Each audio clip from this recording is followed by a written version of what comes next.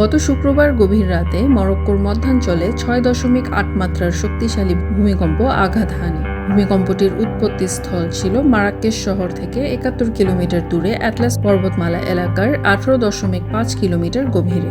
স্থানীয় সময় রাত 11:11 ভূমিকম্পটি আঘাত হানার পর লোকজন ঘরবাড়ি ছেড়ে রাস্তায় নেমে আসেন। গত এক শতাব্দীরও বেশি সময়ের মধ্যে উত্তর আফ্রিকার এই দেশটির আঘাত হানায় সবচেয়ে বড় এই ভূমিকম্পে মৃতের সংখ্যা বাড়ছে এবং সর্বশেষ তথ্য অনুযায়ী তা প্রায় 2900 জনে পৌঁছেছে।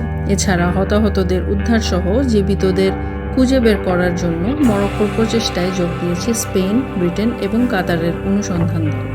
এরকম আরও তথ্য জানতে সাবস্ক্রাইব করুন ডেভিকের ইউটিউব চ্যানেল।